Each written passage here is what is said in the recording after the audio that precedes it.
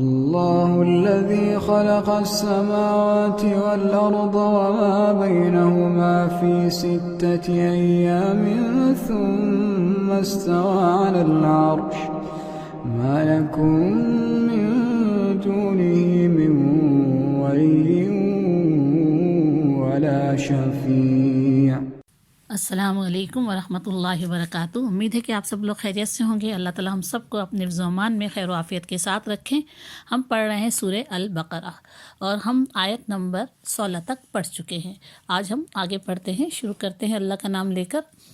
اعوذ باللہ من الشیطان الرجیم، بسم اللہ الرحمن الرحیم۔ مثلهم كمثل الذي استوقد نارا فلما أضاءت ما حوله ذهب الله بنورهم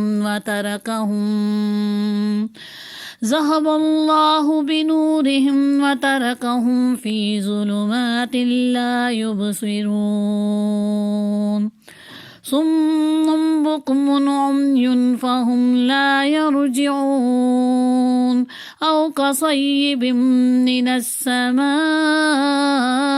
فيه ظلمات ورعد وبرق يجعلون أصابعهم في آذانهم من الصواعق حذر الموت واللہ محیط بالکافرین۔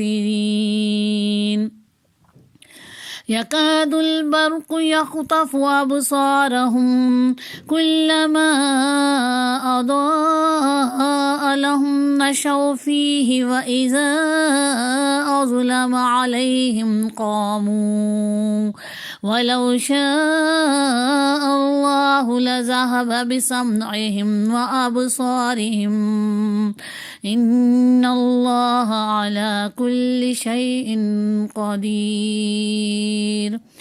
يا أيها الناس اعبدوا ربكم الذي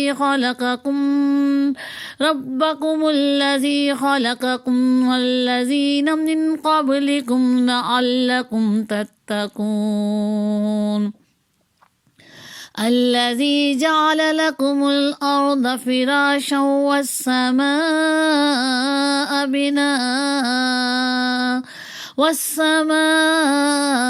بناء وأنزل من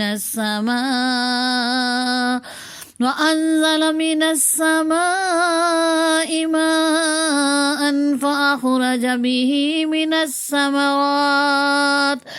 الثمرات رزقا لكم فلا تجعلوا لله أندادا وأنتم تعلمون۔ صدق اللہ العظیم۔ الحمدللہ رب العالمین، نحمد و نصلی علی رسولہ الکریم۔ یا رب لک الحمد کما ینبغی لجلال وجہک وعظیم سلطانک۔ رب اشرح لی صدری ویسر لی امری واحلل عقدۃ من لسانی یفقہوا قولی۔ رب زدنی علما رب زدنی علما رب زدنی علما، آمین۔ پہلے ہم ترجمہ پڑھتے ہیں۔ ان کی مثال ایسی ہے جیسے ایک شخص نے آگ روشن کی اور جب اس نے سارے ماحول کو روشن کر دیا تو اللہ نے ان کا نور بصارت سلب کر لیا اور انہیں اس حال میں چھوڑ دیا کہ تاریکیوں میں انہیں کچھ نظر نہیں آتا۔ یہ بہرے ہیں، گونگے ہیں، اندھے ہیں، یہ اب نہ پلٹیں گے۔ یا پھر ان کی مثال یوں سمجھو کہ آسمان سے زور کی بارش ہو رہی ہے، اس کے ساتھ اندھیری گھٹا اور کڑک اور چمک بھی ہے۔ یہ بجلی کے کڑاکے سن کر اپنی جانوں کے خوف سے کانوں میں انگلیاں ٹھونستے لیتے ہیں، اور اللہ ان منکرین حق کو ہر طرف سے گھیرے میں لیے ہوئے ہے۔ چمک سے ان کی حالت یہ ہو رہی ہے کہ گویا عنقریب بجلی ان کی بصارت اچک لے جائے گی۔ جب ذرا کچھ دیر روشنی انہیں محسوس ہوتی ہے تو اس میں وہ کچھ دور تک چل لیتے ہیں، اور جب ان پر اندھیرا چھا جاتا ہے تو کھڑے ہو جاتے ہیں۔ اللہ چاہتا تو ان کی سماعت اور بصارت بالکل ہی سلب کر لیتا، یقیناً وہ ہر چیز پر قادر ہے۔ لوگوں بندگی اختیار کرو اپنے اس رب کی جو تمہارا تم سے پہلے جو ہو کر گزرے ہیں ان سب کا خالق ہے۔ تمہارے بچنے کی توقع صرف اسی صورت سے ہو سکتی ہے، وہی تو ہے جس نے تمہارے لیے زمین کا فرش بچھایا، آسمان کی چھت بنائی، اوپر سے پانی برسایا، اس کے ذریعے سے ہر طرح کی پیداوار نکال کر تمہارے لیے رزق پہنچایا۔ بس جب تم یہ جانتے ہو تو دوسروں کو اللہ کا مد مقابل نہ ٹھہراؤ۔ اس سے پہلے جو ہم نے پڑھا تھا اللہ تعالیٰ نے ہمیں مومنین کے بارے میں بتایا، متقین کے بارے میں بتایا، پھر اللہ نے ہمیں کافروں کے بارے میں بتایا، مشرکین کے بارے میں بتایا، پھر اللہ تعالیٰ نے ہمیں منافقین کے بارے میں بتایا۔ تو منافقین کے بارے میں ہم پڑھ رہے ہیں کہ وہ کس طرح سے مسلمانوں کو دھوکہ دیتے تھے، پیارے صلی اللہ علیہ وسلم کو، اور کہتے تھے کہ کیا ہم بیوقوف ہیں کہ ان لوگوں کی طرح ایمان لائیں جو ایمان لانے والے ہیں، ان کی طرح ایمان لائیں اور پھر اپنے آپ کو مشکلوں میں ڈال دیں، ہم بیوقوف نہیں ہیں۔ اور پھر مسلمانوں سے جب ملتے تھے تو کہتے تھے کہ ہم ایمان لے آئے، ہم آپ کے ساتھ ہیں۔ اور پھر جب تنہائی میں ملتے تھے اپنے شیاطین سے، ان لوگوں سے جو کہ منافق، جو کہ کافر تھے، جو کہ مشرک تھے، تو ان سے کہتے تھے ہم تو آپ کے ساتھ ہیں، ہم تو مسلمانوں سے محض مذاق کر رہے ہیں۔ تو اللہ تعالیٰ نے کہا یہ اللہ کے ساتھ مذاق کر رہے ہیں، ہم اللہ کے پیغمبر کے ساتھ مذاق کر رہے ہیں، مومنین کے ساتھ مذاق کر رہے ہیں، مگر اس کا شعور انہیں نہیں ہے، اس کا علم انہیں نہیں ہے کہ اللہ ان کے ساتھ مذاق کر رہا ہے، اور اللہ ان کی رسید دراز کیے جاتا ہے تاکہ یہ اپنی سرکشی میں اندھوں کی طرح بھٹکتے رہیں۔ یہ وہ لوگ ہیں جنہوں نے ہدایت کے بدلے میں گمراہی خرید لی، مگر یہ سودا ان کے لیے نفع بخش نہیں ہے، یہ فائدہ دینے والا سودا نہیں ہے، اور یہ ہرگز صحیح راستے پر نہیں ہے۔ اب اللہ ان کی مثالیں بیان کرتا کہ کس طرح سے آپ ان کو، منافقین کو جو ہے وہ پہچان سکتے ہیں۔ ہمیں ان آیات کی روشنی میں اپنا بھی جائزہ لینا ہے، ہمیں بھی اپنی خوبیوں اور خامیوں پر قرآن کی روشنی میں نظر ڈالنی ہے کہ ہمارے اندر کون سی خوبیاں ہیں اور ہمارے اندر کون سی خامیاں پائی جاتی ہیں۔ اگر ہمارے اندر کوئی خامی پائی جاتی ہے تو ہمیں چاہیے کہ اس قرآن کی روشنی میں، اس کی آیات کی روشنی میں اپنے آپ کو درست کر لیں جتنا جلدی ممکن ہو سکے۔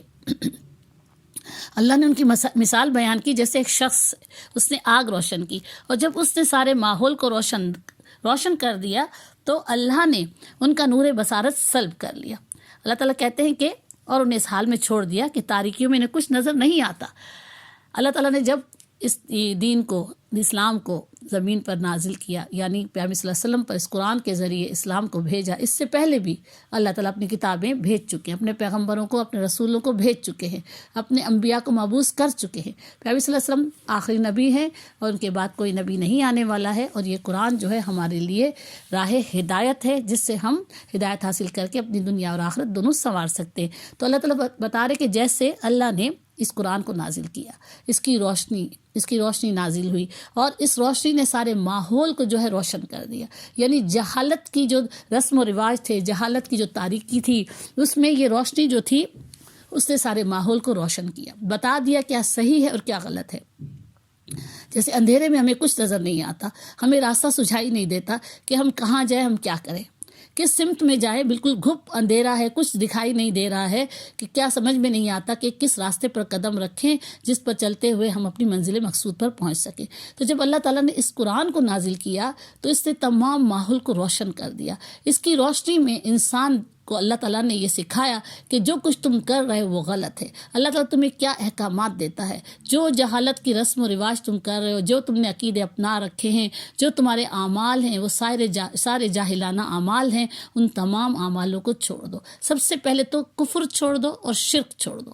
اللہ ایک ہے، صرف اسی کی بندگی کرو۔ یہ ایک روشنی تھی جو کہ ان کو بتائی گئی، جو کہ ان کو دکھائی گئی کہ جو کچھ تم کر رہے وہ غلط ہے، وہ اندھیرا ہے، وہ جہالت ہے، اس سے تمہیں کچھ نہیں ملنے والا۔ تو جب اس روشنی نے، اس قرآن نے اس تمام ماحول کو روشن کیا، اللہ کی آیاتیں اترنے لگیں، نازل ہونے لگیں، اور ایک ایک جو چیز تھی، ایک ایک برا عمل تھا، اس کو واضح کرتی گئی، اور اس برے عمل کے بدلے میں نیک عمل کرنے کا جو ہے وہ حکم دیا جانے لگا کہ اچھے اعمال کرو۔ سب سے پہلے تو کفر و شرک سے توبہ کرو، پلٹ آؤ، ایمان لے آؤ ایک اللہ پر، اللہ کے پیغمبر پر، اس کتاب پر، تو پھر تم جو ہے سیدھے راستے پر چلنا شروع کر دو گے، اور پھر جو تمہارے پاس اللہ کی ہدایات آئیں، احکامات آئیں، ان پر عمل کرنا شروع کرو گے تو اس روشنی میں تمہیں صاف واضح راستہ نظر آئے گا، اور تمہاری دنیا اور آخرت دونوں سدھر جائے گی، اور تم اپنی منزل مقصود تک پہنچ سکو گے۔ ہماری منزل مقصود کیا ہے؟ ایمان والوں کی منزل مقصود جنت ہے، آخرت کی کامیابی ہے، اللہ کی خوشی ہے، پیارے صلی اللہ علیہ وسلم کی اطاعت ہے، اللہ اور اللہ کے رسول کی محبت ہے۔ ہمارے لیے مومنوں کے لیے یہ کامیابی ہے۔ یہ دنیا کی کامیابی کوئی معنی نہیں رکھتی۔ دنیا میں ہم خوش ہو لیتے ہیں اپنی کامیابی پر، اللہ تعالیٰ ہمیں کامیابی دیتے ہیں، اللہ تعالیٰ ہمیں اپنی نعمتوں سے نوازتے ہیں، ہم خوش ہوتے ہیں اور خوش ہونا بھی چاہیے تاکہ ہم اللہ کا شکر ادا کریں، اور جو تکلیف آئے، جو غم اور دکھ آئے تو اس پہ ہمیں صبر کرنا چاہیے، اور کیا کہنا چاہیے؟ الحمدللہ علی کل حال، اے اللہ ہم ہر حال میں جو ہے وہ ذرا شکر ادا کرتے ہیں، ہر حال میں تیری تعریف کرتے ہیں، چاہے تو ہمیں غم دے، چاہے تو ہمیں تکلیف دے، چاہے تو ہمیں خوشیوں سے نوازے، ہم ہر حال میں تیری ہی تعریف بیان کریں گے اور تیرا ہی شکر ادا کریں گے۔ تو اللہ تعالیٰ کہتے ہیں جب اس روشنی نے پورے ماحول کو روشن کر دیا، بتا دیا کہ کیا صحیح ہے اور کیا غلط ہے، اس روشنی میں صحیح راستہ نظر آنے لگا، سیدھا راستہ دکھا دیا گیا، لیکن یہ منافقین جو تھے یہ کیا کرتے تھے؟ ان کا نور، اللہ نے ان کا نور بصارت سلب کر لیا، دیکھنے کا نور، کیونکہ وہ خود ماننا نہیں چاہتے تھے، وہ اس کو قبول نہیں کرنا چاہتے تھے، اور انہوں نے کافر، مشرکین اور منافقین یہ اس کو ماننا نہیں چاہتے تھے، نہیں ماننا چاہتے تھے، پھر اللہ نے کیا کیا؟ اللہ نے ان کا نور بصارت سلب کر لیا کہ اب نہ وہ دیکھیں گے۔ بصارت کیا ہوتی ہے؟ دیکھنے کی حس، ہماری دیکھنے کی جو حس ہے اس کو بصارت کہتے ہیں۔ تو جب وہ دیکھ ہی نہیں سکیں گے، جب انہیں روشنی جو میسر کی گئی ہے اس میں وہ دیکھنا چاہتے ہی نہیں ہیں، تو انہیں بھی ابھی تک وہ اندھیروں میں بھٹک رہے ہیں، تو پھر انہیں کچھ نظر ہی نہیں آئے گا۔ جس شخص کو یہ کہا جائے کہ یہاں پر روشنی ہے اور یہاں پر اندھیرا ہے، جس میں آپ بیٹھے ہوئے ہیں، یہاں پر بہت اندھیرا ہے، گھوپ اندھیرا ہے، آپ ذرا ادھر آ جائیے، ادھر روشنی ہے، آپ کو روشنی میں سب کچھ نظر آئے گا، وہ نہیں آنا چاہتا وہاں پر روشنی میں، اور اس اندھیرے میں رہنا چاہتا ہے، تو کوئی زبردستی اس کے ساتھ نہیں کر سکتا۔ اچھا بیٹھے ہو یہاں پہ اندھیرے میں تو بیٹھے رہو، تم اس غلط کاموں میں سے نہیں نکلنا چاہتے تو نہ نکلو، ہم نے تمہیں راستہ دکھا دیا، ہم نے تمہیں بتا دیا۔ اللہ رب العالمین نے بھی اس قرآن کے ذریعے روشنی زمین پر بھیج دی، ایک نور بھیج دیا، جس کی اس نور میں کی روشنی میں اس میں ہمیں کیا نظر آ رہا ہے؟ ہمیں سیدھا راستہ نظر آ رہا ہے، اللہ کی طرف جانے کا راستہ نظر آ رہا ہے۔ تو اللہ تعالیٰ کہتے ہیں کہ جب وہ نہیں آنا چاہتے، روشنی میں نہیں آنا چاہتے، اس روشنی سے فائدہ نہیں اٹھانا چاہتے، اس پر چلنا نہیں چاہتے، تو پھر اللہ نے ان کے دیکھنے کی طاقت کو سلب کر لیا ہے، اور پھر اس کو اس حال میں چھوڑ دیا ہے کہ اب تاریکیوں میں انہیں کچھ نظر نہیں آتا، تاریکیوں میں نظر نہیں آتا، لیکن پھر بھی تاریکیوں میں پڑے ہوئے ہیں۔ اور پھر اللہ تعالیٰ کہتے ہیں یہ بہرے ہیں، گونگے ہیں اور اندھے ہیں۔ دیکھیں ہمارے پاس بھی یہ قرآن ہے، یہ روشنی ہے، یہ موجود ہے ہمارے پاس، ہم بھی نہیں دیکھنا چاہ رہے ہیں۔ ہم جو مسلمان آج کچھ جو بھی کر رہے ہیں نا، اپنی من مانی کر رہے ہیں۔ مٹھی بھر مسلمان ایسے ہیں جو کہ اس قرآن پر عمل کر رہے ہیں، وہ زیادہ تر مسلمان جو اس قرآن سے دور ہیں، اللہ کی تعلیمات سے دور ہیں، نہ سننا چاہتے ہیں، نہ سمجھنا چاہتے ہیں، اور نہ ہی اس پر عمل کرنا چاہتے ہیں۔ جب سنیں گے نہیں، وہ سمجھیں گے نہیں، تو عمل کیسے ہوگا؟ اپنی منمانی کے عمل کام نہیں آئیں گے۔ ہمیں صرف اس قرآن کی روشنی میں، جو روشنی اللہ نے ہمارے لیے نازل کی ہے، جو نور نازل کیا ہے، اسی کی روشنی سے ہمیں فائدہ اٹھانا ہے۔ تو اللہ تعالیٰ کہتے ہیں اب یہ بہرے ہیں، سنتے نہیں ہیں، گونگے ہیں، کچھ بول نہیں سکتے، اندھے ہیں، کچھ نظر ان کو نہیں آتا، یہ اب نہیں پلٹیں گے، کیونکہ وہ پلٹنے والے ہیں ہی نہیں۔ تو اللہ نے ان کو اسی میں چھوڑ دیا ہے۔ یا پھر ان کی مثال یوں سمجھو کہ آسمان سے زور کی بارش ہو رہی ہے، اس کے ساتھ اندھیری گھٹا اور کڑک اور چمک بھی ہے، یہ بجلی کے کڑاکے سن کر اپنی جانوں کے خوف سے کانوں میں انگلیاں ٹھوسے لیتے ہیں۔ اللہ ان منکرین حق کو ہر طرف سے گھیرے میں لیے ہوئے، چمک سے ان کی حالت یہ ہو رہی گویا عنقریب بجلی ان کی بصارت اچک لے جائے گی۔ جب ذرا کچھ روشنی نے محسوس ہوتی ہے تو اس میں کچھ دور چل لیتے ہیں، جب ان پر اندھیرا چھا جاتا ہے تو کھڑے ہو جاتے ہیں۔ اللہ چاہتا تو ان کی سماعت اور بصارت بالکل ہی سلب کر لیتا، یقیناً وہ ہر چیز پر قدرت رکھتا ہے۔ اللہ تعالیٰ کہتے ہیں کہ یہ منافقین جو ہے نا، ان کی مثال ایسی ہے کہ آسمان سے زور کی بارش ہو رہی ہے، اللہ کی رحمت برس رہی ہے، اللہ کا کلام نازل ہو رہا ہے، یہ اللہ کی رحمت، یہ زور کی بارش ہے، یہ سب ہر چیز کو اپنی رحمت میں لیے ہوئے ہے۔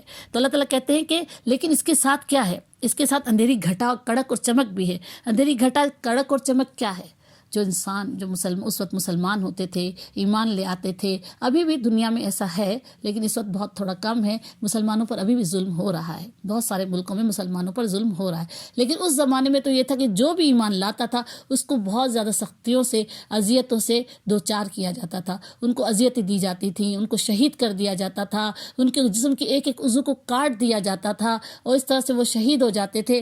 تو اللہ تعالیٰ کہتے ہیں کہ جب اس طرح کی جو صورتحال پیش آتی جاتی ہے ان کے ساتھ کہ جب وہ اللہ کی اس رحمت کو قبول کر لیتے ہیں، یعنی ایمان کو قبول کر لیتے ہیں، اور پھر جب ان پر وہ دیکھتے ہیں کہ دوسرے جو مسلمان ہیں جنہوں نے ایمان قبول کیا اور ان کے اوپر اتنی سختیاں اتنی اذیتیں ہوئی، یہ اندھیری گھٹا کڑک اور چمک ہے نا. اور پھر ایسے ایسے احکامات نازل ہوتے ہیں کہ اپنی جہالت کی جو تمہاری رسم و رواج تھے، جو عقائد تھے، ان کو چھوڑ دو اور صرف اللہ کی اس رحمت سے فائدہ اٹھاتے ہوئے سیدھی راہ پر چلو. تو ان کے ساتھ کیا کیا جا رہا ہے؟ تو وہ خوف کے مارے اپنے کانوں میں انگلیاں ٹھونس لیتے تھے، اپنی آنکھیں بند کر لیتے تھے کہ نہیں، یہ ہم تو نہیں کر سکتے، ہم اتنی اذیتیں نہیں سہ سکتے، ہم اتنی مشکلیں نہیں اٹھا سکتے. تو پھر وہ ایمان کو قبول کرنے پر آمادہ ہی نہیں ہوتے تھے. وہ منکرین حق تھے، انہوں نے حق کا انکار کیا، اللہ کے اس حق کا انکار کیا. صرف کیوں؟ اس لیے کہ وہ مشکلیں اور پریشانیاں نہیں اٹھانا چاہتے تھے، وہ مشکلوں سے دوچار نہیں ہونا چاہتے تھے. اس لیے اللہ تعالیٰ نے پھر ان کو کیا کیا کہ منکرین حق یعنی حق کا انکار کرنے والے، سچائی کا انکار کرنے والے، اپنے آپ کو نہ بدلنے والے، پھر اللہ نے انہیں ہر طرف سے گھیرے میں لے لیا. ہر طرف سے ان کے اوپر جو ہے وہ اللہ کی لعنت اور ملامت ہوگی. وہ کبھی بھی کیا ہوگا، یہ نور حاصل نہیں کر سکیں گے، کیونکہ وہ ڈر گئے، وہ خوفزدہ ہو گئے.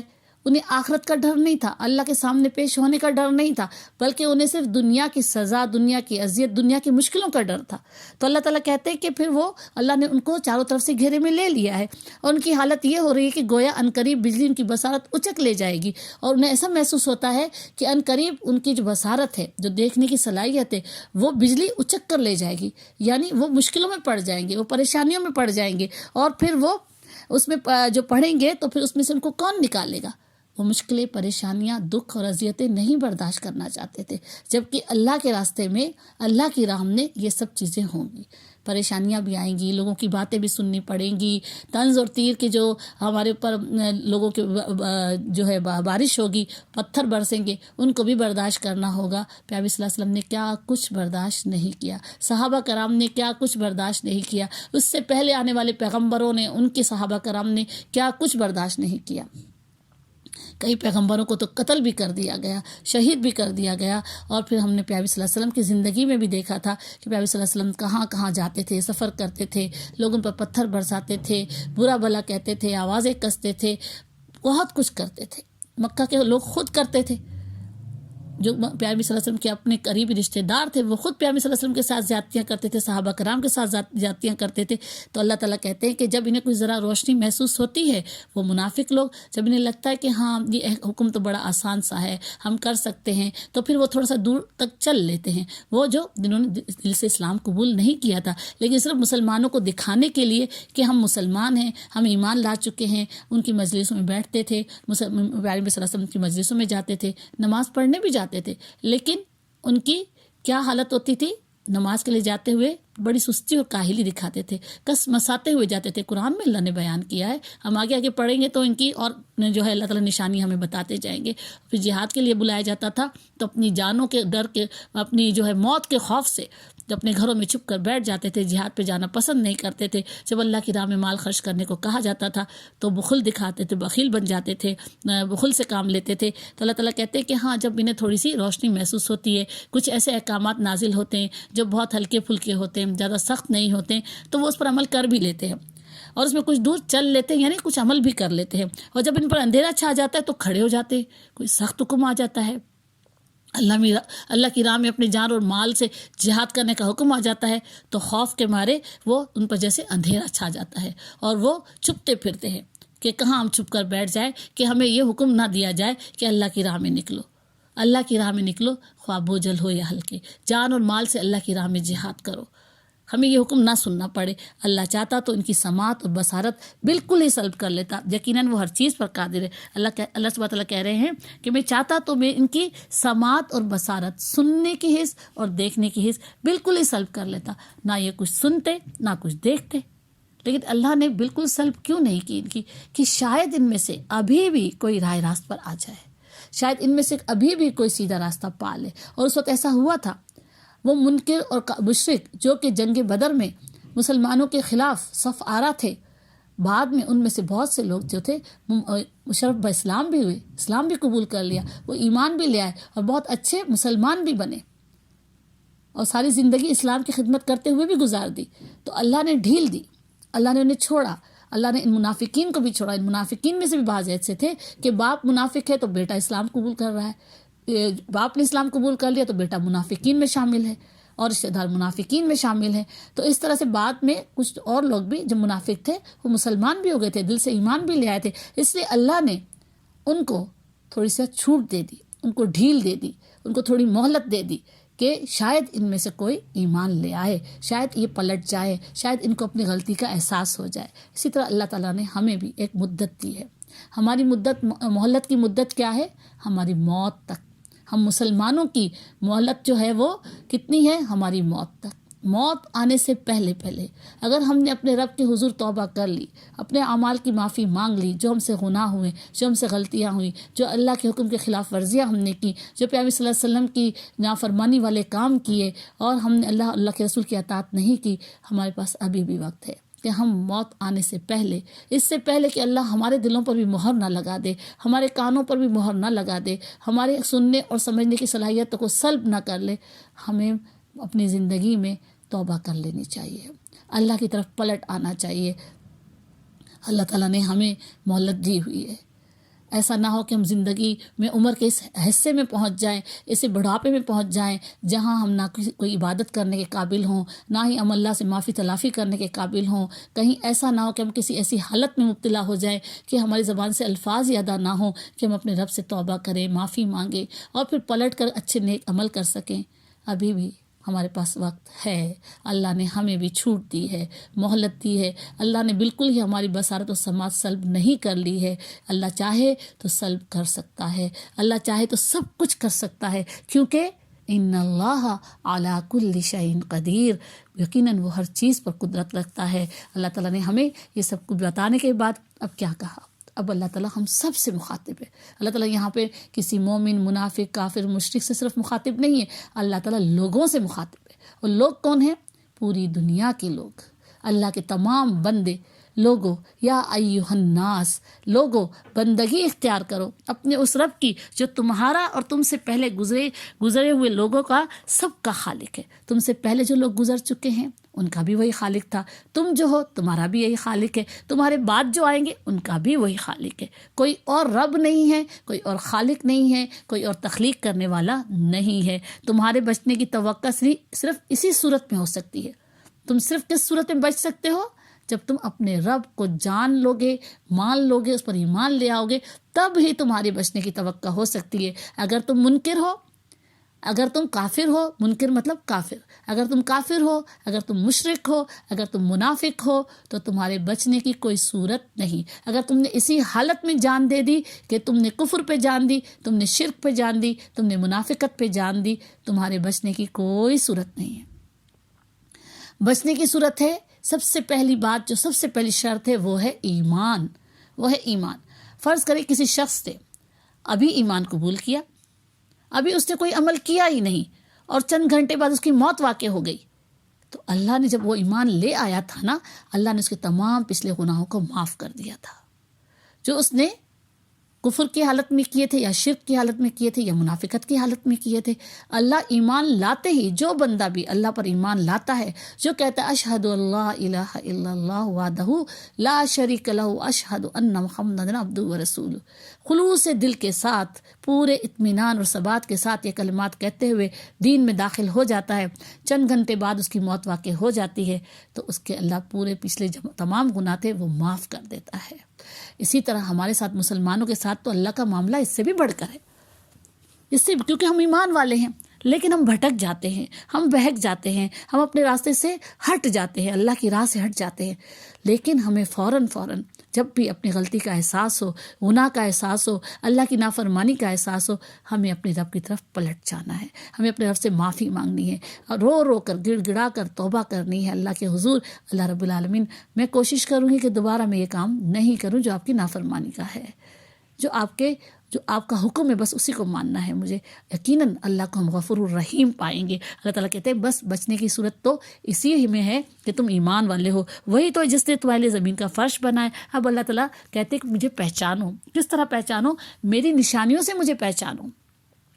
اب اللہ تعالیٰ اپنی نشانیاں ہمیں بتا رہے ہیں، وہی تو جس نے تمہارے لیے زمین کا فرش بنایا. کس سے بنائی زمین ہمارے لیے؟ یہ فرش بنائی جس پر ہم چلتے پھرتے آرام سے، جس پر ہم یہ زمین پر ہم لڑکتے نہیں ہیں، ہم گرتے نہیں ہیں. اچانک سے گر جانا ایک الگ بات ہے، لیکن ہم چلتے پھرتے ہوئے نہیں گرتے ہیں. یہ زمین کی کشش جو اللہ نے رکھی وہ ہمیں تھامے ہوئے ہے، ہم اس پر آرام سے چلتے پھرتے، بھاگتے دوڑتے ہیں، اپنے کام کاج کرتے ہیں. اللہ نے یہ فرش ہمارے لیے بنایا. اللہ نے آسمان کی چھت بنائی بغیر پلرز کے. آسمان ہمارے اوپر ہے، کوئی پلر نہیں ہے اس کا. اللہ نے 7 آسمان بنائے ہیں. یہ اللہ تعالیٰ کی قدرت کا کمال ہے. اللہ تعالیٰ کہتے ہیں دیکھو تو صحیح، بغیر پلر کے تم کوئی چھت تو بنا کر دکھا دو. بغیر دیواروں کے، بغیر پلر کے کوئی چھت کھڑی ہو سکتی ہے؟ ہم کہیں گے ناممکن ہے. پلر نہ بھی ہو تو دیواریں تو ہوں جس کے اوپر چھت قائم رہ سکے. ہوا میں تو چھت قائم نہیں رہ سکتی نا. ہم تو کہیں گے یہ تو ناممکن ہے. تو اللہ رب العالمین کہتے ہیں دیکھو یہ ناممکن کام کو اللہ ہی ممکن کر سکتا ہے کہ اس نے بغیر پلرز کے، بغیر ستونوں کے، بغیر دیواروں کے اس آسمان کو تمہارے اوپر بالکل چھت کی طرح بنایا. اوپر سے پانی برسایا تمہارے لیے، یعنی تمہارے لیے آسمان سے جو پانی برسایا، جو بارش برسائی، اس کے ذریعے کیا ہوتا ہے؟ اس کے ذریعے ہر طرح کی پیداوار زمین سے اللہ نے پیدا کی. پانی کے بغیر پیداوار نہیں ہو سکتی. پانی کے بغیر کوئی بیج پھوٹ نہیں سکتا. پانی، ہوا اور سورج کی گرمی یہ ضروری ہے. ان کے بغیر کوئی جاندار زندہ نہیں رہ سکتا. پھل پھول پودے تو کیا، انسان کے لیے بھی یہ چیزیں بہت زیادہ ضروری ہیں.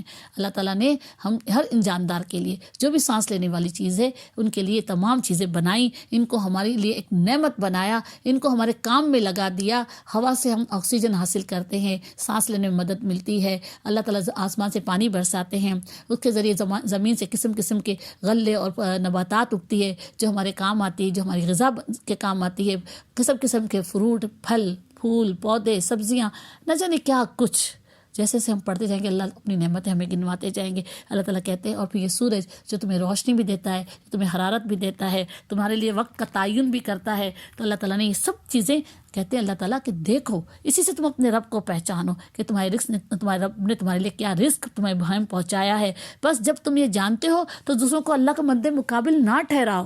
جب تم یہ جانتے ہو کہ یہ سب چیزیں بنانے والا، پیدا کرنے والا، تخلیق کرنے والا ایک رب کے سوا کوئی نہیں ہو سکتا. کوئی ہستی تو ایسی ہوگی جس نے یہ تمام چیزیں بنائی ہیں، تخلیق کی ہیں، اور وہ ہے اللہ رب العالمین. اللہ رب العالمین. تو پھر تم دوسروں کو اللہ کا مد مقابل مت ٹھہراؤ. دوسروں کو اللہ کے ساتھ اللہ کی بادشاہی میں، اللہ کی سلطنت میں شریک مت کرو. اللہ کی عبادت میں دوسروں کو شریک مت بناؤ. اللہ کے علاوہ اور معبود مت بنا لو. سوائے ایک اللہ کے تمہارا کوئی معبود نہیں. لا الہ الا اللہ، اللہ کے سوا کوئی معبود نہیں. جس نے یہ کہا اور اس پر جم گیا اور اس نے اللہ کی اطاعت اختیار کر لی، اللہ کے رسول کی اطاعت اختیار کر لی، وہ کامیاب ہوا. اور آخرت کی کامیابی ہی سب سے بڑی کامیابی ہے. وآخر دعوانا الحمدللہ رب العالمین. سبحانک اللہم وبحمدک نشہد ان لا الہ الا انت نستغفرک ونتوب الیک. سبحان اللہ بحمدہ سبحان اللہ العظیم. سبحان اللہ بحمدہ سبحان اللہ العظیم. سبحان اللہ بحمدہ عدد خلقہ ورضا نفسہ وزنۃ عرشہ مداد کلماتہ. اللہ اکبر کبیرہ والحمد للہ کثیرہ وسبحان اللہ بکرۃ واصیلہ. وصلی اللہ علی سیدنا مولانا محمد وعلی آلہ واصحابہ بارک وسلم تسلیما کثیرا. رب اغفر وارحم وانت خیر الراحمین. رب ارحمہما کما ربیانی صغیرا. اللہم اغفر لی ولوالدی وذریتی وللمؤمنین والمؤمنات والمسلمین والمسلمات الاحیاء منهم والاموات. ربنا آتنا فی الدنیا حسنۃ وفی الآخرۃ حسنۃ وقنا عذاب النار. ربنا ظلمنا انفسنا وان لم تغفر لنا وترحمنا لنکونن من الخاسرین. ربنا لا تزغ قلوبنا بعد اذ هدیتنا وهب لنا من لدنک رحمۃ انک انت الوہاب. ربنا آمنا فاکتبنا مع الشاہدین. ربنا اننا آمنا فاغفر لنا ذنوبنا وقنا عذاب النار. ربنا تقبل منا انك انت السميع العليم وتب علينا انك انت التواب الرحيم. سبحان ربك رب العزة عما يصفون وسلام على المرسلين والحمد لله رب العالمين. اللهم صل على محمد وعلى آله وصحبه اجمعين برحمتك يا ارحم الراحمين. آمين يا رب العالمين.